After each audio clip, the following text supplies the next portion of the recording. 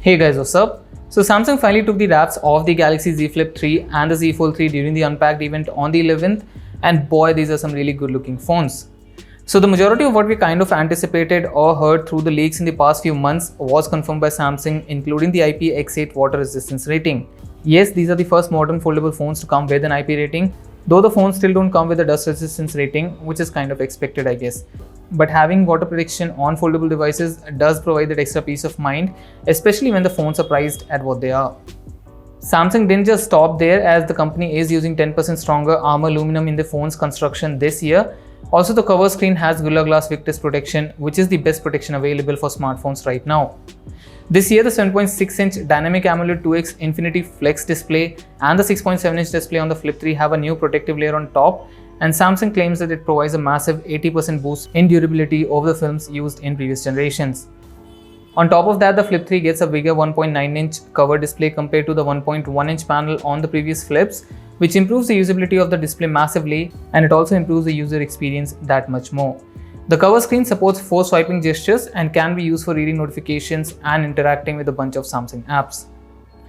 Users can also make mobile payments without having to unfold the phone by selecting Samsung Pay account before securing the transaction using the phone's side-mounted fingerprint sensor.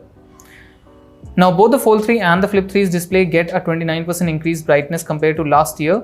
Samsung's foldable displays always had poorer brightness than the non-foldable AMOLED screens, so a 29% improvement over the predecessors will make using these phones in direct sunlight more comfortable.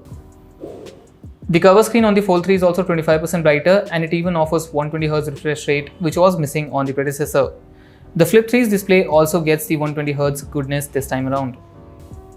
Since we are talking about displays, let's address the elephant in the room, that 4-megapixel under-display camera, which is hidden underneath the inner display of the Fold. It gets a large 2-micron pixel size to get in more light compared to a traditional setup, though the quality isn't expected to be mind-blowing and you can still see the camera if you're looking for it, but it is impressive nonetheless. Talking about first, we also have the S Pen support on the Z Fold 3. A lot of people were expecting it to debut on the Fold 2 last year, but the technology wasn't developed back then. Although Samsung has been able to create a unique digitizer for the foldable display this time around and offer 2 new S Pen models called the S Pen Fold Edition and the S Pen Pro. The S Pen Fold Edition is sold along with the case for the Galaxy Z Fold 3 and provides basic functionalities like scribbling. However, it doesn't offer Bluetooth and air actions. The S Pen Pro, on the other hand, has Bluetooth LE, air actions and Find My S Pen via SmartThings Find, but it doesn't come with a case for the Galaxy Z Fold 3.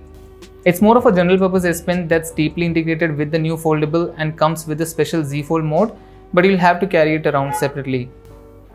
Now, hardware aside, included with the S Pen is the S Pen to Text feature and a bunch of new software goodies like Samsung Notes, which now has a new 2-page feature complete with various templates such as calendars, journals and travel logs. So you can use the Notes app as you usually would on one half of the screen, while the other half can extend to include those templates. Another one is the integration of the S Pen and Samsung Notes with Flex mode. Users can now double tap the S Pen on the lower half of the screen in Flex mode to bring up Samsung Notes instantly. This can be very useful, for example, when watching a video in Flex mode and quickly wanting to jot down some notes without pausing the video. To offer a PC-like experience, Samsung developed a new taskbar for the large foldable screen, which sounds and acts like the type of taskbar you'd find on a PC-grade OS like Windows 10. The taskbar hosts apps, shortcuts, complete with notification badges, and is a much faster alternative to switching apps via the Recents screen. Also, Samsung's partnership with Microsoft brings us deeper integration with the Office suite of apps. Microsoft apps like Word now support 2-page modes similar to Samsung Notes. Talking about the Z Flip 3, the phone now also has stereo speakers, which was missing from the original Flip as well as the Flip 5G. The cover screen offers various customization options and lets users change the clock and background color. More importantly, it can display galleries of up to 15 user photos, including GIF files, which leaves a lot of room for fun customizations. What's even better is the cover screen's ability to sync with the Galaxy Watch 4 series of smartwatches and match the wearable's watch faces. Now, those are some of the unique features for the 2 foldable phones apart from the usual spec upgrade.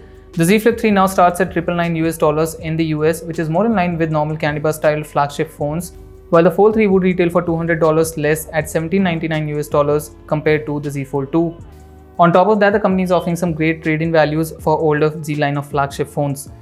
So that's it for this video. Do let me know which is your favorite feature out of these in the comment section, or perhaps you have a different feature that you like. Smash the like button if you like the video and subscribe to the channel for more tech videos. I will see you all in the next one.